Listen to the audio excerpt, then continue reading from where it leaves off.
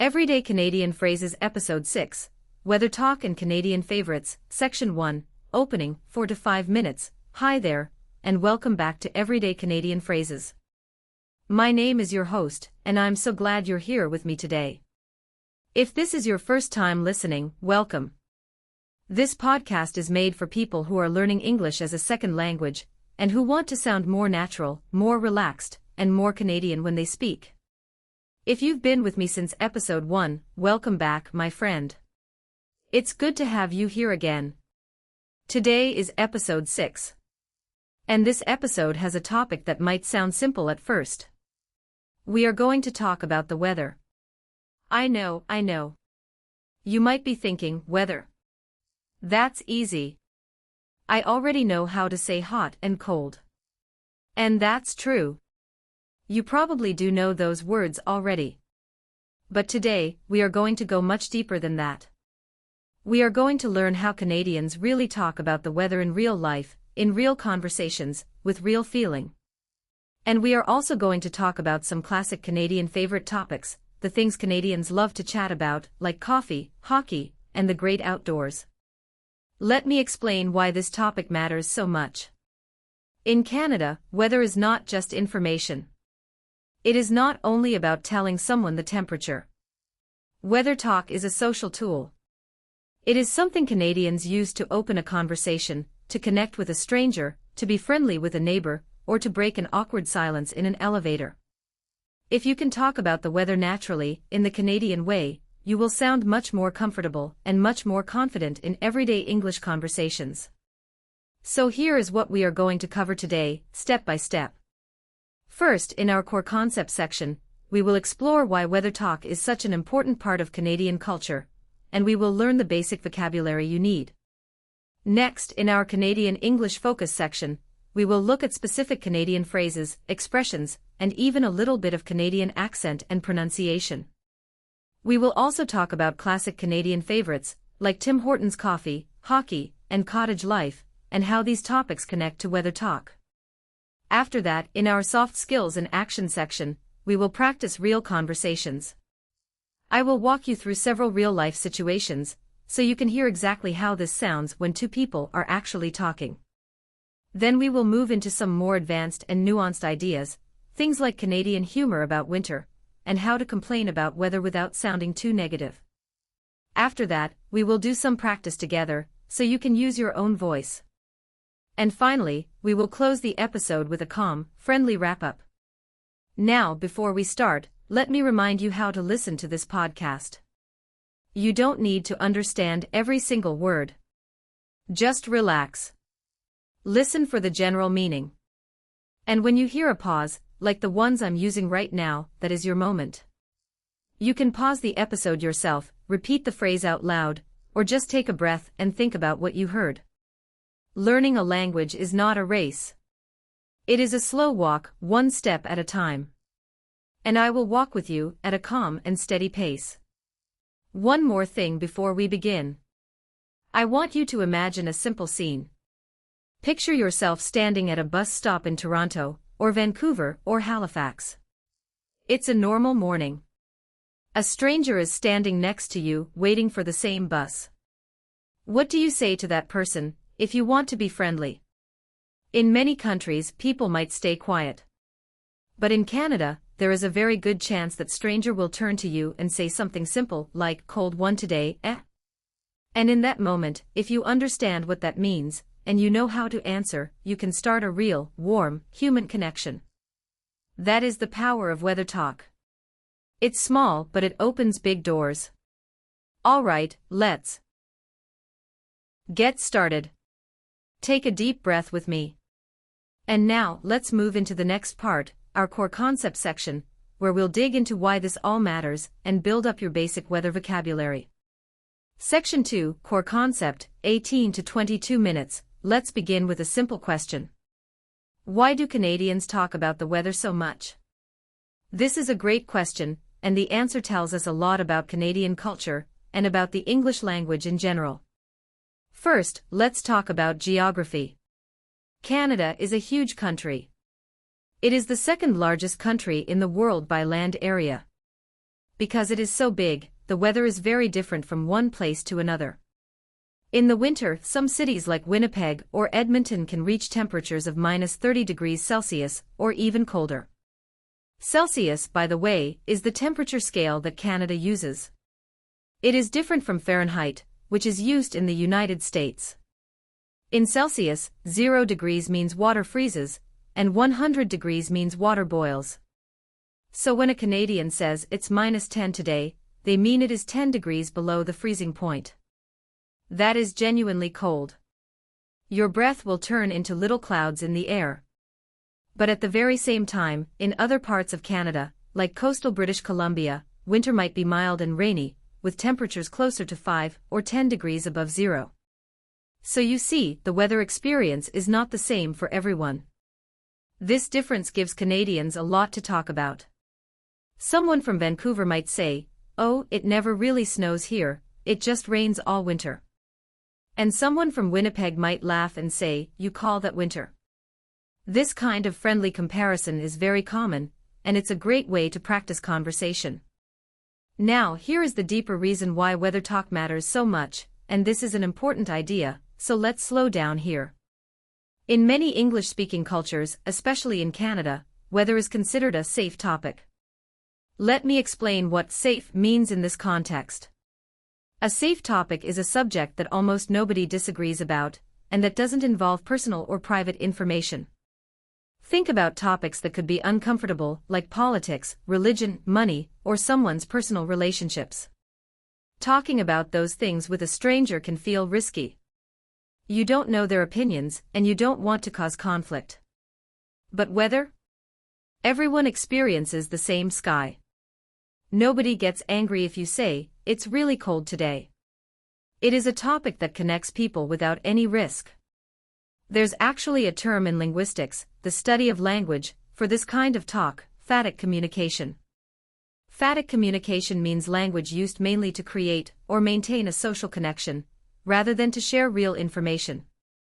Greetings like "How are you?" comments about the weather, and small pleasantries at the start of a conversation are all examples of phatic communication. You don't need to remember this technical term, but understanding the idea behind it is powerful. It explains why a Canadian might comment on the weather even when the answer is completely obvious to both people. If it's clearly raining outside and someone says, "Wow, really coming down out there," they already know you can see the rain too. The comment isn't about sharing new information. It's about sharing a moment. This is why weather talk often works like a social greeting. It's not really about exchanging information. Think about it this way. If a coworker says to you, "Nice day out there, isn't it?" they are probably not asking for a detailed weather report. They are really saying something more like, "Hello, I see you, I'm being friendly, let's have a small, pleasant moment together." This is a very important idea for language learners to understand. In English, especially in Canadian English, small talk is often more about connection than information. The words matter less than the warmth behind them. Let's build up some core vocabulary now, so you have the tools you need. I'll say each word or phrase slowly, and then I'll explain it simply. The first word is chilly. Chilly means a little bit cold, but not extremely cold. For example, you might say, "It's a bit chilly this morning, I should wear a jacket." Chilly is a mild, gentle word. It's not scary or dramatic. The next word is freezing. Freezing means very, very cold, close to or below 0 degrees. You might say, "It's absolutely freezing outside, I can't feel my fingers." This word has strong feeling in it. It's often said with emotion, almost like a small complaint but a friendly one. Next, let's talk about mild. Mild weather means comfortable weather, not too hot, and not too cold. For example, we're having a mild winter this year, it hasn't snowed much at all. Mild is a calm, easy word. Now here's a word that is very useful in Canada, humid. Humid means the air feels wet and heavy, usually in the summer. You might hear someone say, "It's so humid today, my shirt is sticking to my back." Humid weather can feel more uncomfortable than just hot weather because the moisture, the wetness in the air, makes it harder for your body to cool down. Related to that is the word muggy. Muggy is very similar to humid. It means warm and damp and a little bit uncomfortable. Canadians often use muggy to describe a hot summer evening when there's no wind and the air feels thick. Let's also learn windy. Windy simply means there is a lot of wind. But here's something important. In Canada, wind matters a lot in winter because of something called wind chill. Wind chill is how cold the air actually feels on your skin when you include the effect of the wind. For example, the actual temperature might be -5 degrees, but with the wind, it could feel like -15. Canadians often say it's -5, but it feels like -15 with the wind chill.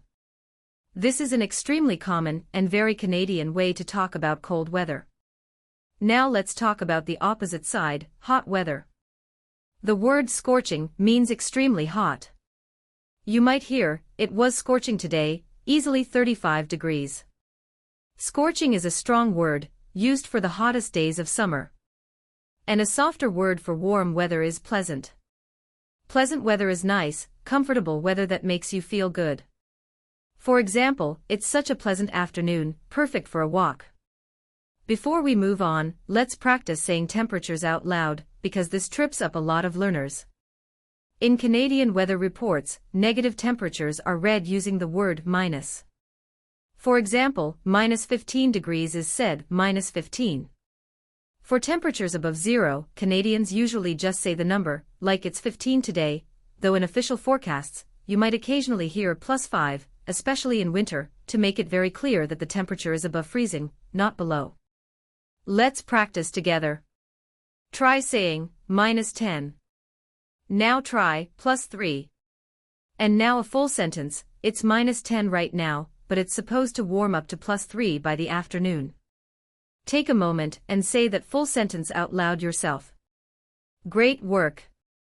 Numbers can feel tricky in a new language, especially negative numbers, so please be patient with yourself here. With a little practice, saying Canadian temperatures will start to feel completely natural. Let's pause here for a moment. Take a breath. I want you to try repeating these words out loud, even if you're alone right now. Say them with me: chilly, freezing, mild, humid, muggy, windy, scorching, pleasant. Good. Repetition like this, even simple repetition, really helps your brain remember the sound and the feeling of the word. Let's add a few more words to our list, this time about precipitation. Precipitation is a general word for any water that falls from the sky, like rain, snow, or hail. Overcast describes a sky that is completely covered in gray clouds, with no sunshine visible at all. You might say, it's pretty overcast today, I don't think we'll see the sun. Drizzle means a very light, gentle rain, just a little bit of moisture in the air. Downpour is the opposite, a sudden, heavy rain that can soak you in seconds. In winter, you'll hear the word flurries, which means light, scattered snow, often falling gently and not sticking to the ground. A blizzard, on the other hand, is a serious, dangerous snowstorm, with strong wind, heavy snow, and very poor visibility, meaning it's hard to see very far ahead. And sleet describes a messy mix of rain and snow together, often falling in that uncomfortable time between seasons, like late fall or early spring. Finally, frost is a thin, white layer of ice that forms on grass, car windows, or windows overnight, when the temperature drops below freezing. You might hear, there was frost on my car this morning, I had to scrape it off before driving. Take a slow breath and let's repeat a few of these together. Say them out loud with me: overcast, drizzle, downpour, flurries, blizzard, sleet, frost. Wonderful. These words might feel like a lot all at once, and that's completely normal. You don't need to memorize every single one today. Simply hearing them once in a clear context plants a small seed in your memory, and that seed will grow every time you hear the word again. Now here's something practical. In Canada, people check the weather forecast constantly, especially before winter storms. A forecast is a prediction of what the weather will be like in the coming hours or days. You'll often hear the phrase, "The forecast is calling for snow tomorrow," which simply means the weather report predicts snow. Many Canadians grew up watching a television channel called the Weather Network, and today, most people check a weather app on their phone instead. Either way, checking the forecast and then talking about what the forecast said is a normal part of daily conversation. You might hear, "Did you see the forecast? They're calling for freezing rain tonight," which is a serious warning, because freezing rain creates a dangerous, slippery layer of ice on roads and sidewalks. Now let's connect this vocabulary to the 4 seasons, because Canadians talk about seasons constantly, almost as much as they talk about the weather itself. Canada has 4 clear seasons: winter, spring, summer, and fall, which is also called autumn. Winter is long and often very cold, especially in the central and northern parts of the country. Spring is a season of change, when the snow melts and everything becomes muddy before it becomes green. Summer is warm, sometimes hot and humid, and it's a season Canadians treasure deeply, because it doesn't last very long. And fall or autumn is famous for its beautiful colors, when the leaves on the trees turn red, orange, and yellow before they fall to the ground. Here's an interesting cultural point. Because winter is so long in much of Canada, summer becomes incredibly precious. Canadians often talk about summer with real excitement and even a little bit of urgency, because they know it won't last.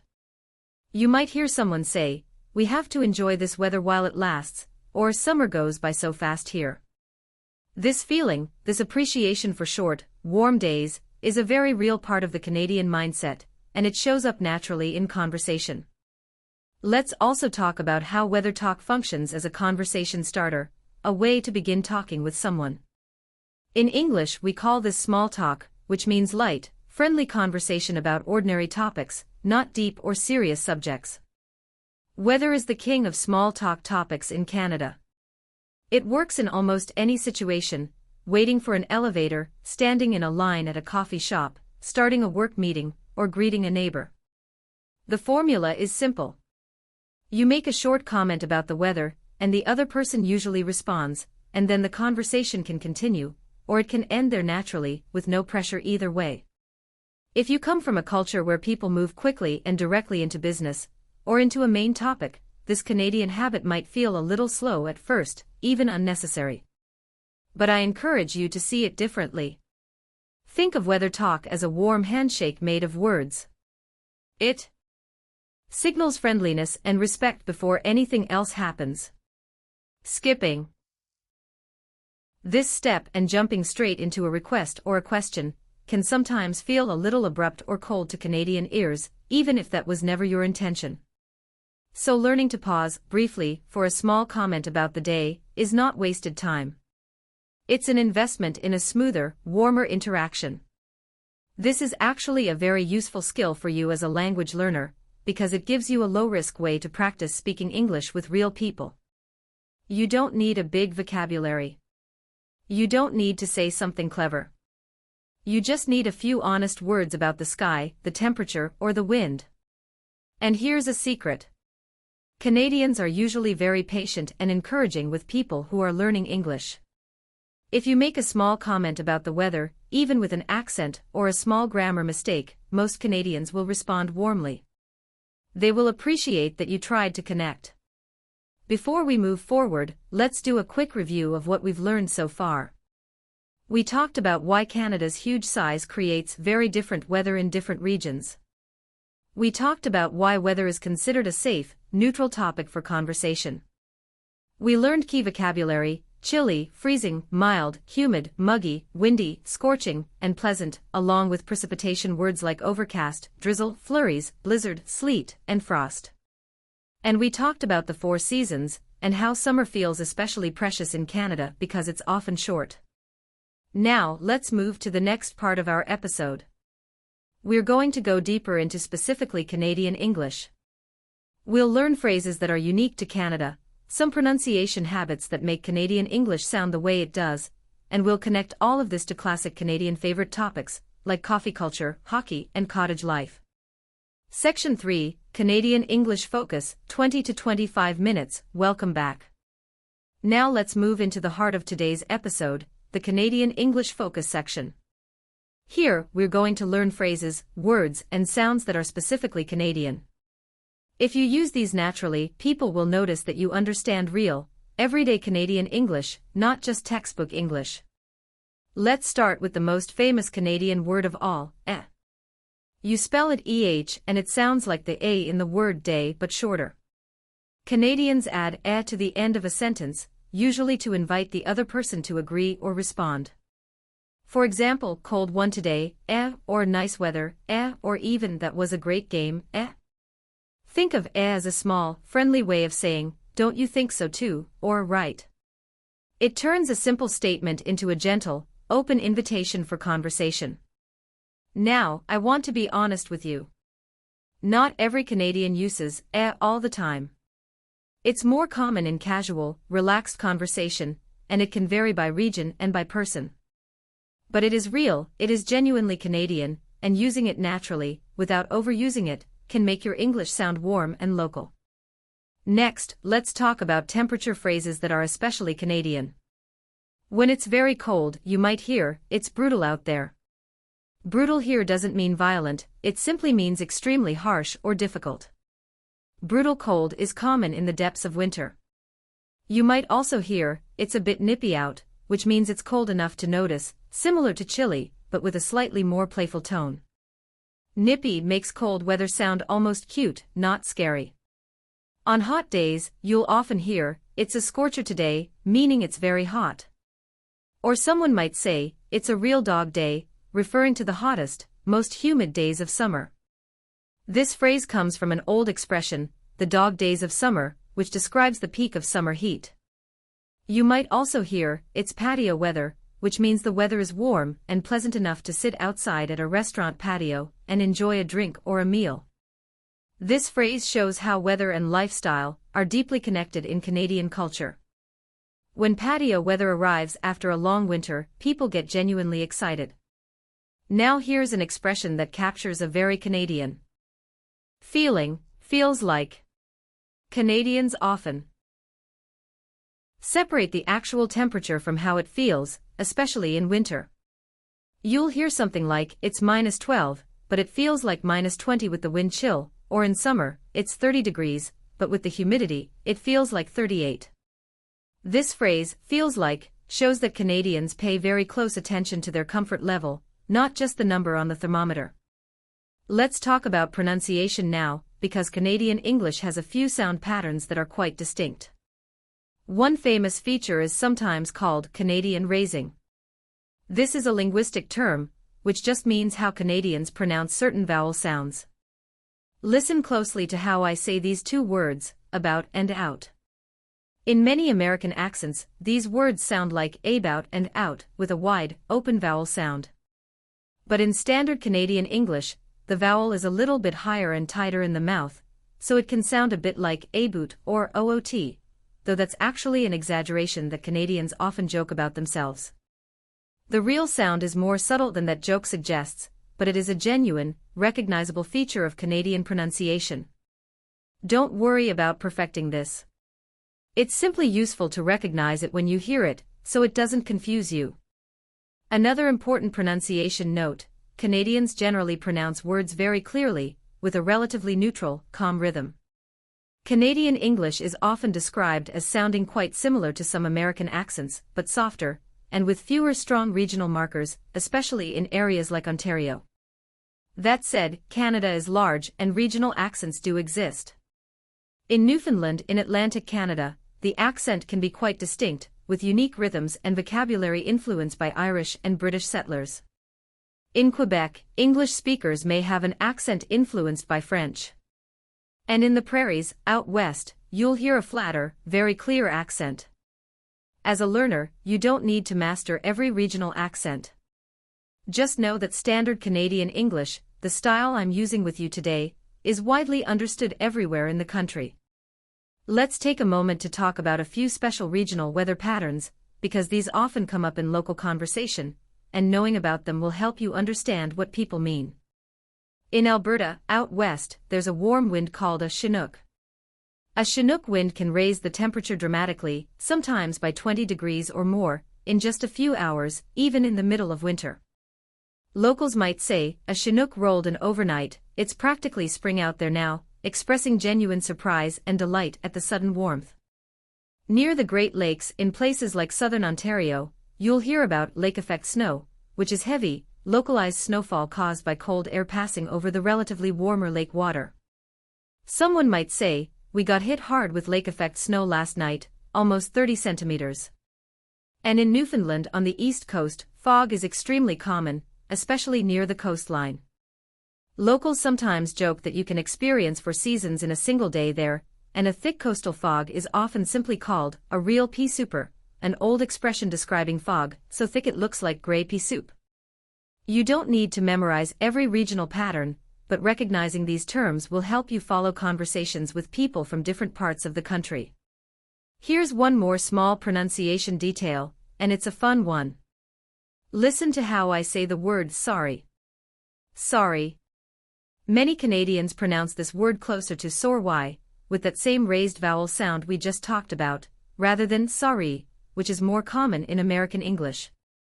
This matters for weather talk because Canadians say sorry constantly, in all kinds of small situations, including weather-related ones. If 2 people bump umbrellas on a rainy sidewalk, you'll often hear both people say sorry at the same time, even if it was nobody's fault at all. This isn't really about apologizing for a mistake. It's a small, automatic expression of politeness and social awareness, and it's one of the most recognizable habits in Canadian English. Now let's talk about vocabulary differences, small but important words that are different in Canada compared to other English-speaking countries. In Canada, people say washroom instead of restroom or toilet. So if you need to find a bathroom in a public place, you would ask, "Excuse me, where's the washroom?" Canadians also often say runners or running shoes instead of sneakers, although both words are understood. For soft drinks like Coca-Cola or Sprite, many Canadians say pop, not soda. So you might hear, "Do you want a pop with your meal?" And for money, Canadians have fun nicknames for their coins. The $1 coin is called a loonie, because it has a picture of a bird called a loon on it. The $2 coin is called a toonie, which simply rhymes with loony and means 2 loonies. These words won't come up in every weather conversation, but they are part of the everyday Canadian vocabulary landscape, and knowing them helps you feel more at home. Let's talk about winter clothing vocabulary, since this connects directly to weather talk. A toque, spelled toque, and pronounced like toque, is a warm knitted winter hat. Canadians wear toques constantly in winter, and you'll often hear, "Don't forget your toque, it's freezing out there." A parka is a heavy winter coat, often with a fur-lined hood, designed for extreme cold.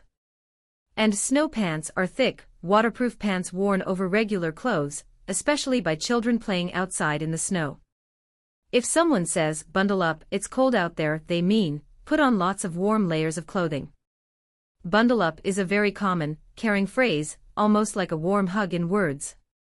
Now let's connect all of this to Canadian favorite topics, because weather talk very often leads directly into these classic subjects. The first and perhaps most beloved Canadian favorite is coffee culture, especially the coffee chain called Tim Hortons, which many Canadians simply call Timmy's. A very common Canadian order is a double-double, which means a coffee with 2 creams and 2 sugars. If you walk into a Tim Hortons and say, "A large double-double, please," the person behind the counter will know exactly what you mean, and you'll sound like a local. Coffee talk and weather talk often mix together naturally. On a freezing morning, someone might say, "I need a hot coffee to survive this cold," or on a scorching summer day, "I think I'll get an iced coffee instead, it's too hot for anything hot." The second classic Canadian favorite is hockey. Hockey is Canada's most beloved sport, and it connects deeply to winter and cold weather. Many Canadians grew up skating on frozen ponds or backyard rinks in the winter. You might hear someone say, "Perfect weather for outdoor skating," or "It finally got cold enough to flood the backyard rink." Even if you don't follow hockey closely, knowing that it's a shared cultural passion helps you understand why Canadians often connect cold weather with positive, nostalgic feelings, not just discomfort. The third favorite topic is what Canadians call cottage life. A cottage is a small vacation home, usually near a lake or in the forest, where families go to relax, especially in the summer. When warm weather arrives, you'll often hear people say, "It's finally cottage season," or "We're heading up to the cottage this weekend." Cottage life represents everything Canadians love about summer: swimming, canoeing, sitting by a campfire, and enjoying the short, precious warm season before winter returns. Let's talk about one more favorite Canadian winter activity: curling. Curling is a sport played on ice, where players slide heavy, round stones toward a target, while teammates sweep the ice in front of the stone with brooms. It might sound unusual if you've never seen it, but curling is deeply loved across Canada, especially in the prairie provinces, and it's closely tied to winter weather and community life, since curling clubs are often social gathering places during the coldest months. Let's talk about one more warm weather tradition: the May 24 weekend. This is the nickname for the Victoria Day long weekend, which happens near the end of May. The nickname comes from two different meanings of the number 24. First, the holiday falls close to the 24th of May. Second, a 2-4 is a casual, well-known nickname for a case of 24 beers, often enjoyed at backyard barbecues or at the cottage during this weekend. For many Canadians, the May 24 weekend marks the unofficial beginning of patio season and cottage season, even though the weather can still be a little unpredictable that early in the year. You might hear someone say, "Are you opening up the cottage for the May 24 weekend?" as a very normal, common question in late spring. Here's a charming Canadian weather tradition worth knowing: Groundhog Day, celebrated every year on February 2nd. According to folklore, meaning a traditional story passed down through generations, if a groundhog, which is a small furry animal, comes out of its burrow and sees its shadow, winter will continue for 6 more weeks. If it doesn't see its shadow, spring will arrive early. Canada even has its own famous weather-predicting groundhogs, including one named Wiarton Willie, in Ontario. Every February, you'll hear people joking about whether the groundhog saw its shadow or not, as a light-hearted way of talking about how much longer winter might last. And finally, let's mention poutine, maple syrup, and the general Canadian love of the outdoors. Poutine is a dish made of French fries, cheese curds, and gravy, and it's often associated with cozy, cold-weather comfort food. Maple syrup, made from the sap of maple trees, is harvested in early spring, during a very specific weather pattern of freezing nights and thawing days, a period sometimes called sugaring off, when families visit sugar shacks in the forest to watch the syrup being made and enjoy fresh syrup poured over snow. And overall, Canadians have a strong cultural connection to nature and the outdoors, whether that means hiking in the Rockies, canoeing across the Canadian Shield, a huge, rocky, forested region that covers much of central Canada, or simply going for a walk in a fresh snowfall. In summer, you might also hear complaints about black flies or mosquitoes, small biting insects that appear in northern and forested areas, and are, quite honestly, considered one of the true tests of Canadian outdoor toughness. Let's pause here and take a breath together. We've covered a lot of new vocabulary and cultural context. Take a moment to notice: you now know phrases like brutal cold, patio weather, feels like, and bundle up. You know cultural touchpoints like double-double, cottage season, and outdoor rinks. This is real, living Canadian English, the kind you'll actually hear on the street, not just in a textbook. Now let's move into the next part of our episode, where we'll bring all of this together. In our soft skills and action section, I'll walk you through several real-life conversations, so you can hear exactly how Canadians use weather talk and these favorite topics in natural, everyday situations. Section 4: Soft Skills in Action, 25 to 30 minutes. This next section is one of my favorite parts of the episode, because we're going to practice real situations. I'm going to describe 4 different everyday scenes, and in each one, I'll play both voices in a short dialogue. After each dialogue, we'll break it down together, so you understand not just the words, but the soft skills, meaning the social and emotional skills behind them. Things like tone of voice, timing, and how to keep a conversation feeling warm and easy. Situation 1: The elevator conversation. Picture this. You work in an office building.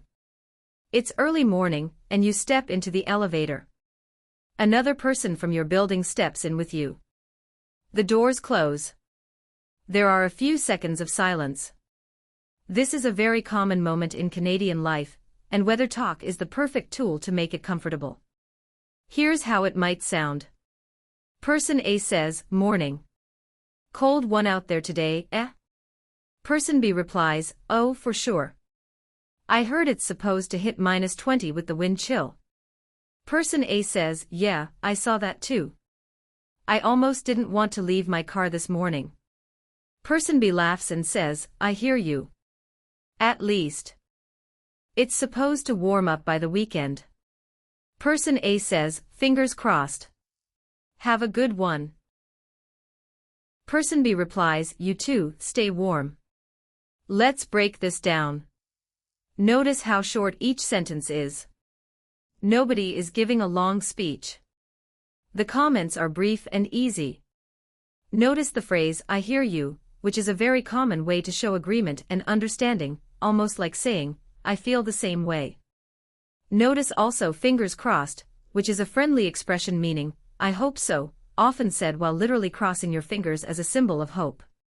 And notice how the conversation ends naturally, with "have a good one," a very Canadian, casual way of saying, "have a good day." There's no pressure to keep talking.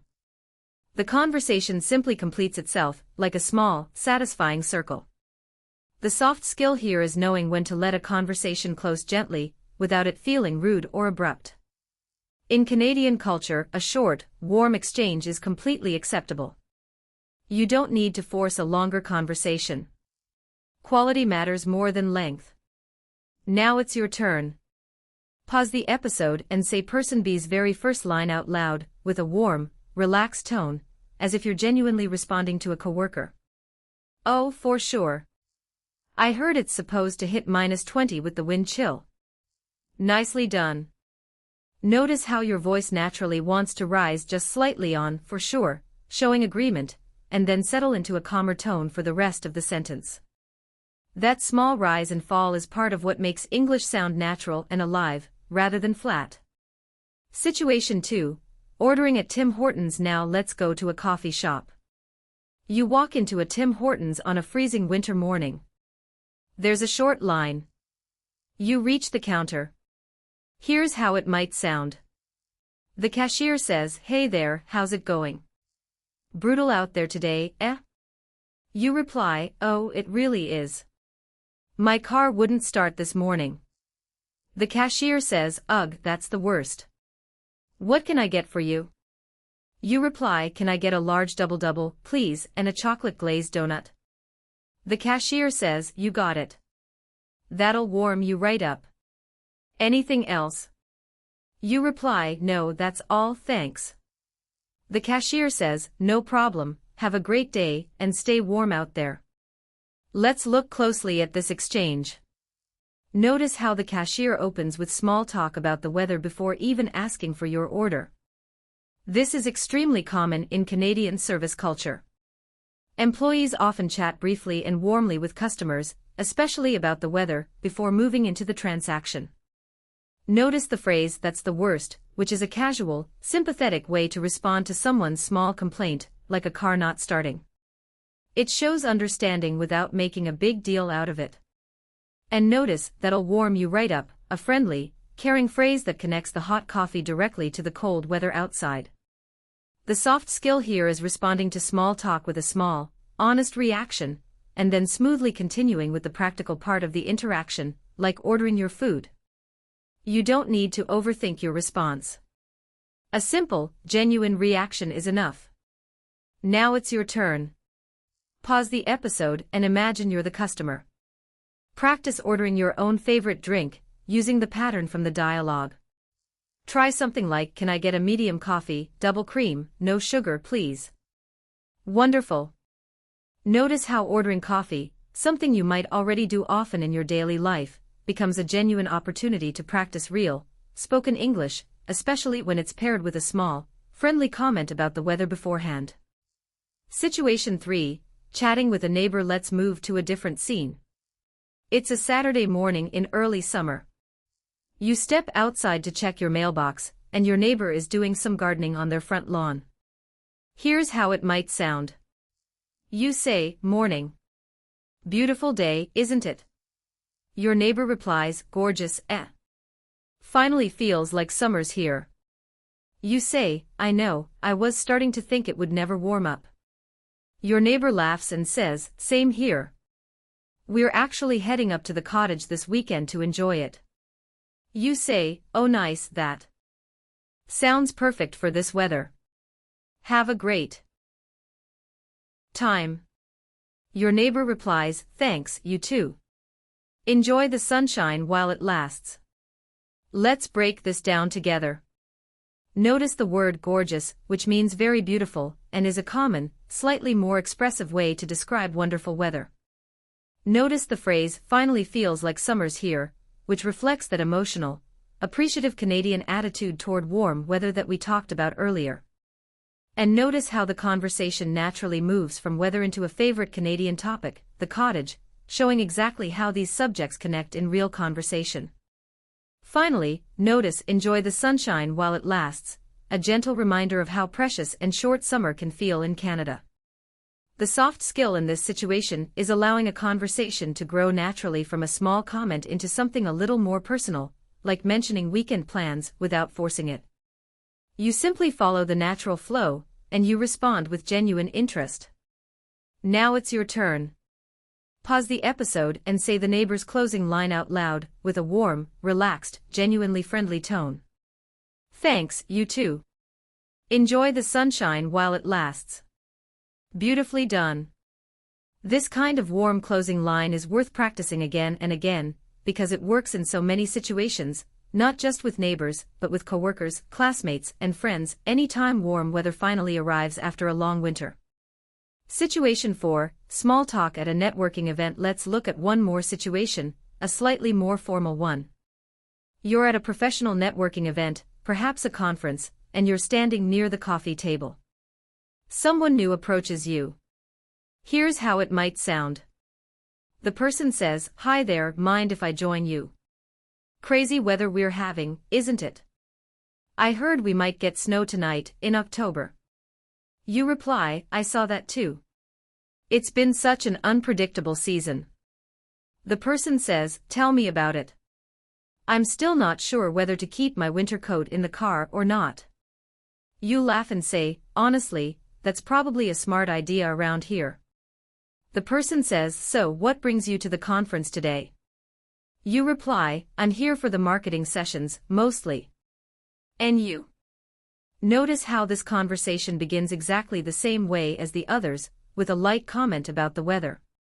Even in a professional setting, weather talk is a safe, comfortable way to begin.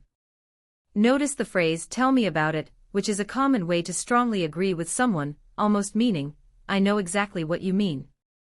And notice how the conversation smoothly transitions from weather into a professional question, what brings you to the conference today? This shows one of the most valuable uses of weather talk. It acts as a soft, gentle bridge into a deeper or more meaningful conversation, whether that's professional networking, making a new friend, or simply passing the time pleasantly. The soft skill here is using weather talk as a warm-up, a way to ease into a conversation before moving into topics that matter more, like your work, your interests, or your reason for being somewhere. This reduces social pressure, and makes the whole interaction feel more relaxed and human. Now it's your turn, one more time. Pause the episode and answer the final question from the dialogue yourself, out loud, as if you were really at that networking event. So, what brings you to the conference today? Wonderful work. However you answered, notice how naturally the conversation moved, in just a few short lines, from a comment about snow in October, all the way to a real, meaningful question about your work and your goals. That is the true power of weather talk in action. Let's gather a small phrase bank together, collecting some of the most useful openers and closers we heard across all 4 situations, so you have them ready whenever you need them. For opening a weather conversation, you might use, cold one today, or beautiful day, isn't it, or crazy weather we're having, isn't it? For responding warmly and adding a little extra detail, you might use, oh for sure, I hear you, tell me about it, or gorgeous, finally feels like summer's here.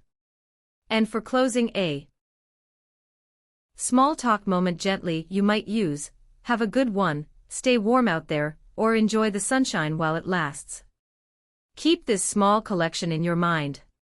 These simple phrases can be mixed and matched in almost any situation, and they will carry you through countless small conversations, all across Canada. Before we reflect, let's notice one more soft skill that appeared in all four situations: mirroring. Mirroring means gently matching the energy and word choice of the other person. Notice how, in every dialogue, the second speaker didn't just answer with a plain yes or no. They added a small extra detail, or repeated part of the feeling back. When person A said, "Cold one out there today," person B didn't just say yes. They said, "Oh, for sure," and then added new information about the wind chill. This small habit, adding just a little bit more than a bare minimum answer, is what keeps a conversation feeling alive and friendly, rather than flat or closed. It shows the other person that you're genuinely engaged, not just being polite out of obligation. Let's pause for a moment and reflect on all four situations together. In every single example, the conversation started the exact same simple way, with a short, honest comment about the weather. And in every example, the other person responded warmly, and the conversation flowed naturally from there, whether it stayed short, like in the elevator, or grew longer, like at the networking event. This tells us something important. Weather talk isn't really about the weather. It's a flexible, gentle tool for human connection, and once you're comfortable using it, doors will open for you in conversations all over Canada. Now, let's move into our next section, where we'll explore some more advanced and nuanced ideas about how Canadians use weather talk, including humor, politeness, and cultural attitudes toward tough winters. Section 5, Advanced/Nuance, 18 to 22 minutes, welcome back. Now let's move into some more advanced and nuanced ideas. Nuance is a word that means a small, subtle difference in meaning or feeling. So in this section, we're going to explore the subtle layers underneath Canadian weather talk, the things that aren't always obvious, but that make a huge difference in how natural you sound.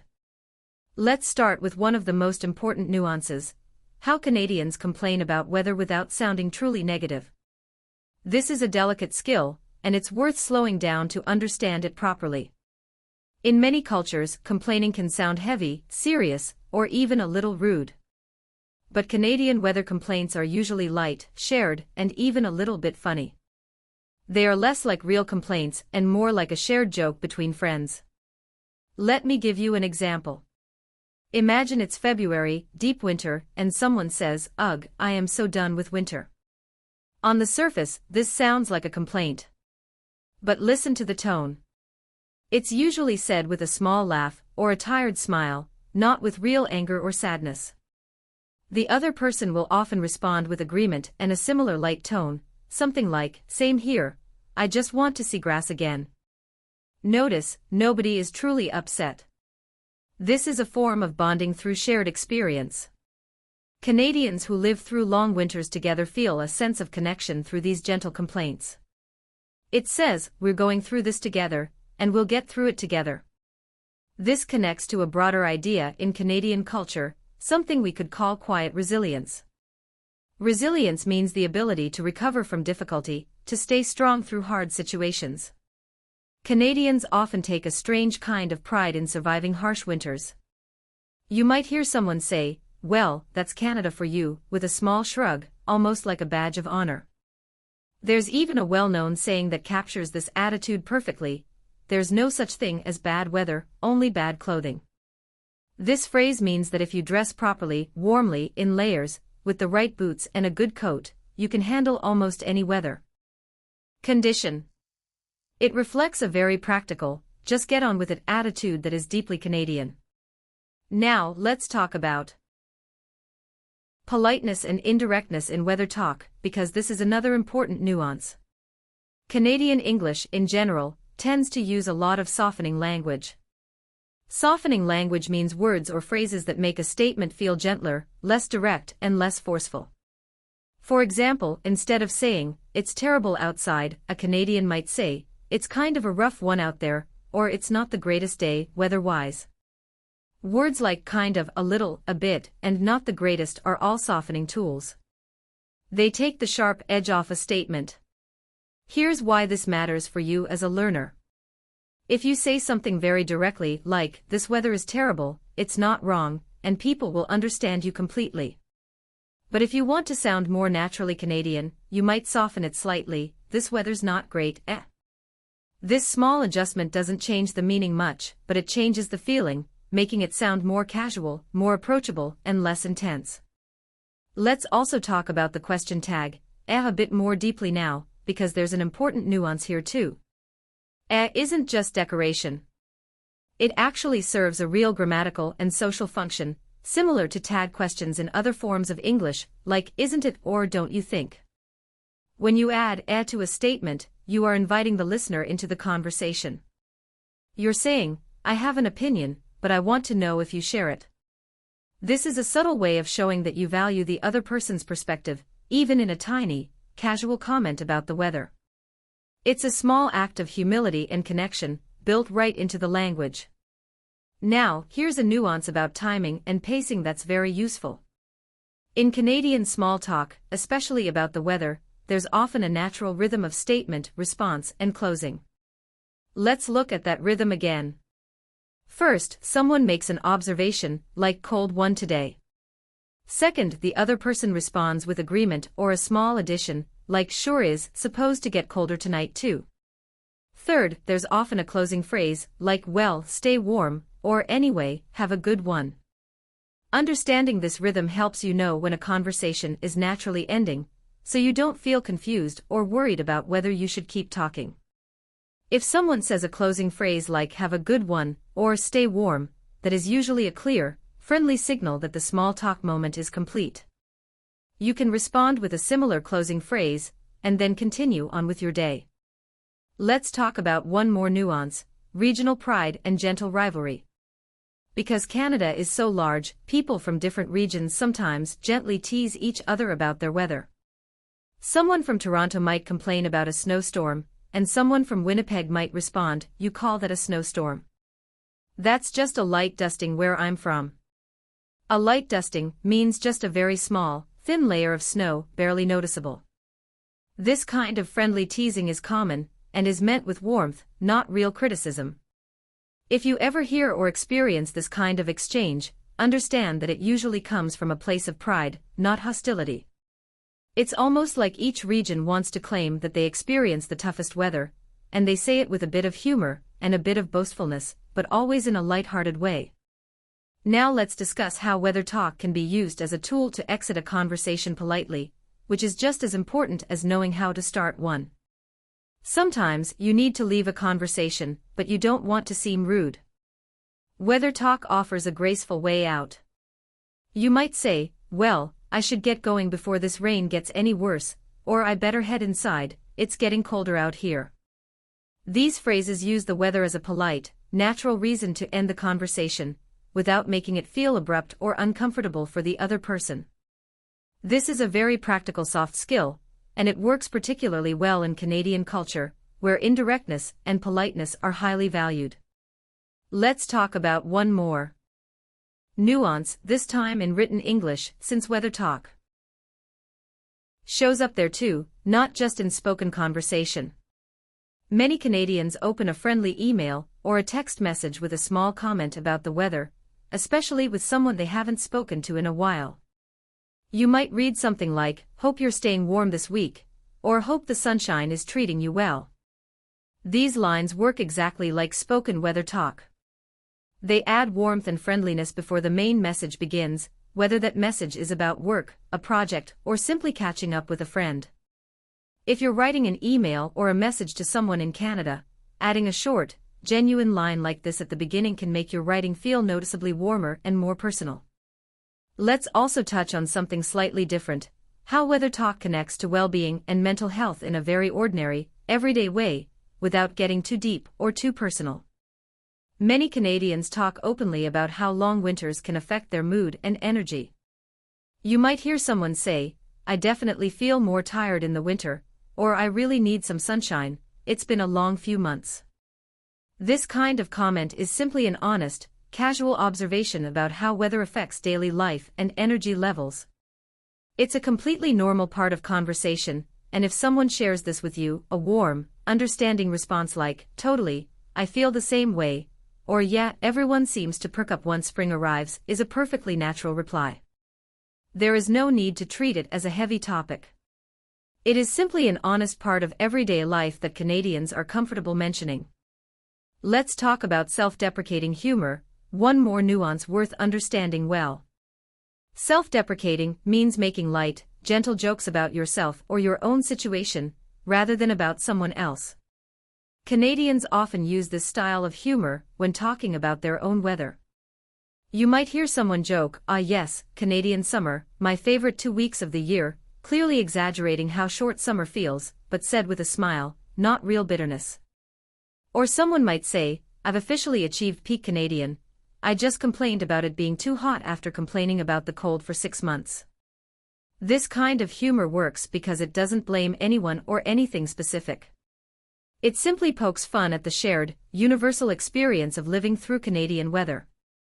If you can learn to laugh gently at a situation, rather than complain seriously about it, you will sound remarkably natural and easygoing in conversation. Let's also talk about how to politely disagree about weather perception, because sometimes two people genuinely feel differently about the same temperature. Imagine someone says, "It's freezing today," but you personally feel quite comfortable.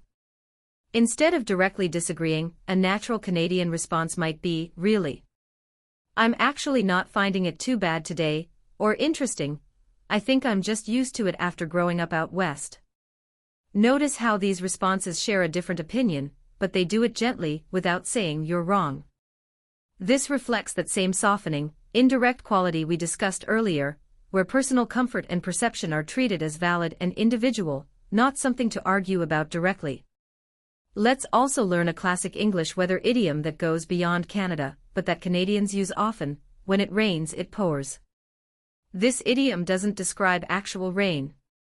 It means that when problems or difficulties happen, they often seem to happen all at once, rather than one at a time. For example, someone might say, "First my car broke down, then I got sick, and now the furnace stopped working too." Honestly, when it rains, it pours. Notice how weather language, even when it's not literally about the sky, still shapes the way English speakers describe difficult moments in life. Understanding idioms like this helps you follow natural conversation far beyond simple weather reports. Let's learn one more genuinely useful expression that comes directly from weather culture: raincheck. A raincheck is a promise to do something later, instead of now, usually because of a change in plans. The expression comes from outdoor events, like baseball games, that used to be postponed because of rain, and attendees were given a ticket, called a raincheck, to attend a future game instead. Today, Canadians use this word for almost any postponed plan, not just weather-related ones. You might hear, "Can I take a raincheck on coffee this week? I'm just swamped with work," meaning, "Can we do this another time instead?" It's a wonderfully polite, gentle way to postpone plans without saying a hard no. If a friend or coworker ever says this to you, you can simply respond, "Of course, no problem, anytime," and the conversation closes warmly, with the door left open for the future. Let's also talk briefly about hedging language when discussing weather forecasts, since forecasts are never perfectly certain. Canadians often use soft, uncertain phrases like, "It might rain later," "There's a chance of snow tonight," or "It's supposed to clear up by the afternoon, but who knows?" Words like might, supposed to, there's a chance of, and the casual phrase, "who knows," all acknowledge that weather predictions aren't perfectly reliable, and this humble, uncertain tone is very common and very natural in everyday conversation. Speaking this way, rather than making bold, confident predictions, will help you sound more like a genuine, everyday English speaker. Let's pause and take a breath here.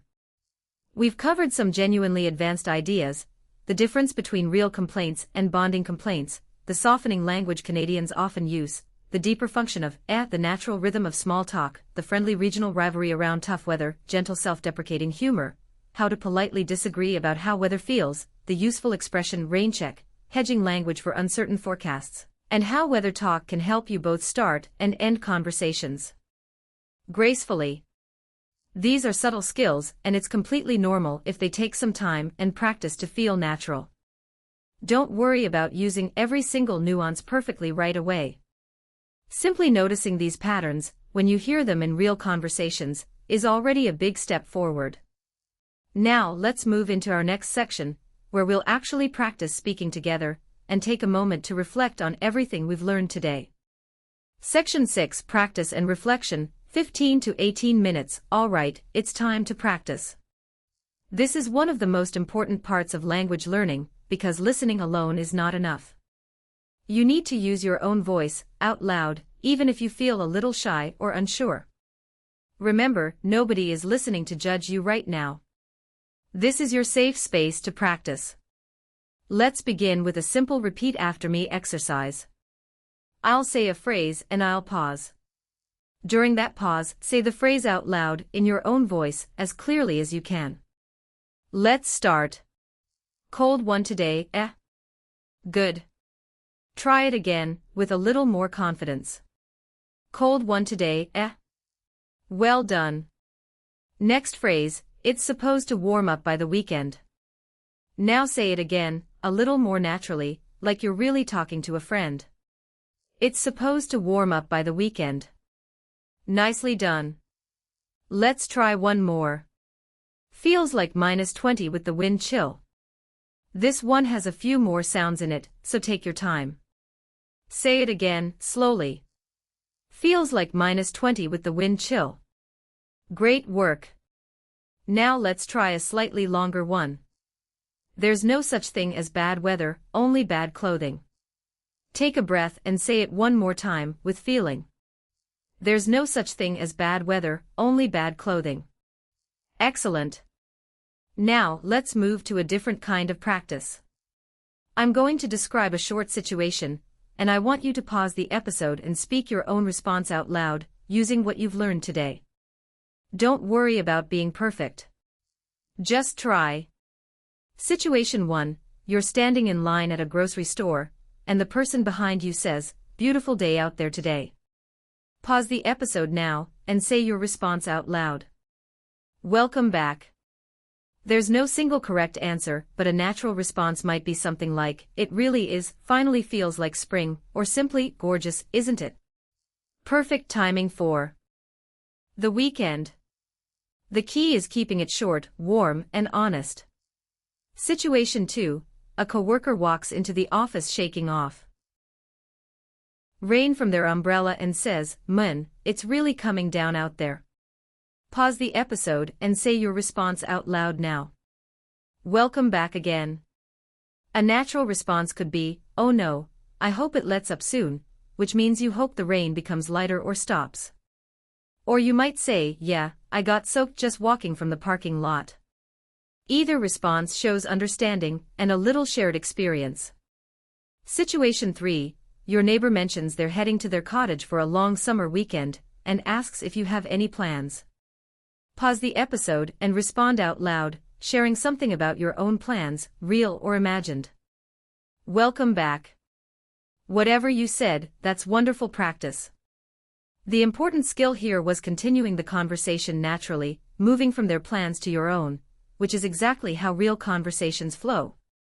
Situation 4, you're at a bus stop and a stranger says, "Ugh, this rain just won't quit, will it?" Pause the episode and say your response out loud now, trying to use a softening phrase or a small joke if you can. Welcome back. A natural response might be, "I know, I think my umbrella's given up on me completely," using a little humor, or simply, "Tell me about it, I'm soaked through already." Either way, you practiced matching the other person's tone with warmth and a touch of shared humor. Let's do one more round of repeat after me practice, this time with slightly longer, more advanced phrases. Say this with me, honestly, I think I've achieved peak Canadian, complaining about the heat after complaining about the cold all winter. Take your time and try it again, with natural rhythm and a little smile in your voice. Honestly, I think I've achieved peak Canadian, complaining about the heat after complaining about the cold all winter. Beautifully done. One more phrase. Say this with me, the forecast is calling for freezing rain tonight, so drive safe out there. And once more, a little more smoothly. The forecast is calling for freezing rain tonight, so drive safe out there. Wonderful work. Notice how your mouth and your breath are starting to find a natural, comfortable rhythm with these Canadian phrases. That comfort is exactly what we're building, step by step, together. Now, let's do a short reflection together. I want you to think back over everything we discussed today. First, think about the core idea. Weather talk in Canada is less about information and more about connection. Can you explain, in your own words, out loud, why that is true? Take a moment and try explaining it in 1 or 2 sentences. Wonderful. Even explaining an idea in simple words, out loud, strengthens your understanding and your speaking ability at the same time. Next, think about the vocabulary we learned today. Try to recall, from memory, without looking at any notes, 3 words or phrases that describe cold weather. Take your time. Perhaps you remembered words like chilly, freezing, brutal, or nippy. Any of these would be wonderful. Now try to recall 3 words or phrases connected to Canadian favorites, like coffee, hockey, or cottage life. Take a moment. Maybe you remembered double-double, cottage season, or outdoor rink. All excellent choices. Here's a reflection question comparing cultures. Think about how people talk about the weather in your own home country, or your own first language. Is weather also a common small talk topic there, or is it something else, like family, food, or local news? Out loud, try to describe one similarity and one difference between weather talk in your culture and what you learned about Canadian weather talk today. Take your time. Thank you for sharing that, even just with yourself. Noticing these cultural similarities and differences is a wonderful way to deepen your understanding of both English and your own way of communicating. Let's do one more short shadowing exercise, focused on that gentle Canadian rhythm we talked about earlier. Shadowing means listening to a phrase and then speaking it back almost immediately, matching the rhythm and melody. As closely as you can, not just the individual words. Listen to this full exchange first, all the way through. Beautiful day. Isn't it? Gorgeous, finally feels like summer's here. Now, let's do it again, but this time, join in and say both lines with me, right after I say them. Beautiful day, isn't it? Gorgeous, finally feels like summer's here. Wonderful. Notice how the rhythm rises and falls gently, almost like a small piece of music. That natural melody, that rise and fall in your voice, is just as important as the words themselves, and it comes with practice, patience, and time. Let's do one final reflection question, a slightly deeper one. Think about a real situation in your own life, perhaps at your job, your school, or your neighborhood, where you could use weather talk this week to start a small, friendly conversation with someone. Picture that moment clearly in your mind. Picture the person you might talk to, and imagine the words you would use. I encourage you, genuinely, to try this in real life sometime this week. Even one small, successful conversation, even just a few sentences, is a real, meaningful step forward in your English journey. Let's also reflect on the soft skills we practiced today, beyond just vocabulary. We talked about knowing when to let a conversation close naturally. We talked about responding to small talk with an honest, simple reaction. We talked about using weather talk as a bridge into deeper conversations. And we talked about using weather talk as a polite way to exit a conversation when you need to leave. These skills apply far beyond just talking about the weather. They apply to almost any small talk situation in English, whether you're talking about traffic, a sports game, or your weekend plans. Take a slow breath with me now. You've done wonderful work today. Learning a language is not just about memorizing words.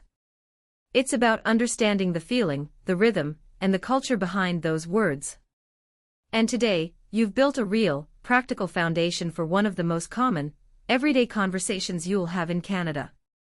Now, let's move into our final section, where we'll wrap up everything we've learned, and I'll leave you with some encouragement before we say goodbye.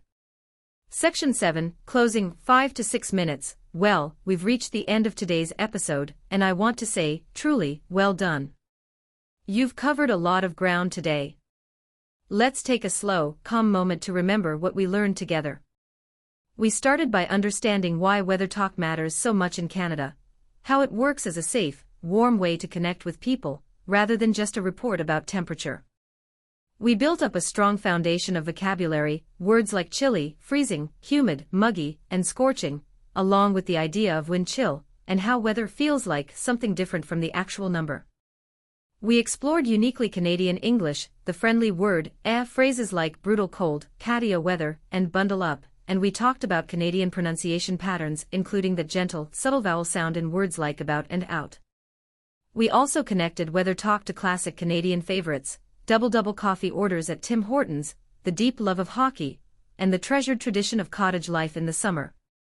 We practiced for real conversations together, a quiet elevator exchange, a warm moment ordering coffee, a friendly chat with a neighbor, and a slightly more formal conversation at a networking event. In every single one, we saw the same gentle pattern, a small observation about the weather, a warm response, and a natural flow into whatever came next, whether that was silence, a goodbye, or a deeper conversation. We went deeper into nuance, learning how Canadians complain about winter in a light, bonding way, not a heavy, negative way. We learned about softening language, about the true function of as an invitation to connect, and about the graceful rhythm of small talk from opening to closing. And finally, we practiced speaking out loud together, building real confidence, one small phrase at a time. I want to leave you with one gentle piece of encouragement. You do not need to use every phrase perfectly.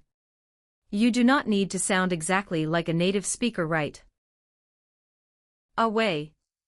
What matters most is that you try. A short comment about the weather, said with warmth and honesty, even with an accent, even with a small grammar mistake, can open a real, human connection with someone in Canada. Language learning is not about perfection. It's about connection, patience, and steady, gentle progress. I like to think of language learning a bit like Canadian weather itself. Some days feel easy and bright, like a pleasant summer afternoon, and other days feel harder, like pushing through a cold, windy walk. Both kinds of days are completely normal, and both are simply part of the journey. What matters is that you keep showing up, one small conversation, one small phrase, one small step at a time, the same way Canadians keep showing up for their long winters, layer by layer, cup of coffee by cup of coffee. So here is your gentle homework for this week, and it's simple. Try using one weather phrase from today's episode in a real conversation, with a coworker, a neighbor, a cashier, or even a stranger at a bus stop. It doesn't need to be long. Even a simple, cold one today, is a wonderful, real step forward. Thank you so much for spending this time with me today. I know this was a long episode, and I truly appreciate your patience and your effort in staying with me all the way to the end. In our next episode, episode 7, we'll continue exploring everyday Canadian phrases, and we'll look at a brand new topic together. Until then, take care of yourself, be patient with your own progress, and remember, every small conversation counts. This has been Everyday Canadian Phrases. Take care, stay warm or stay cool, depending on where you are in the world right now, and I'll see you next time. Bye for now.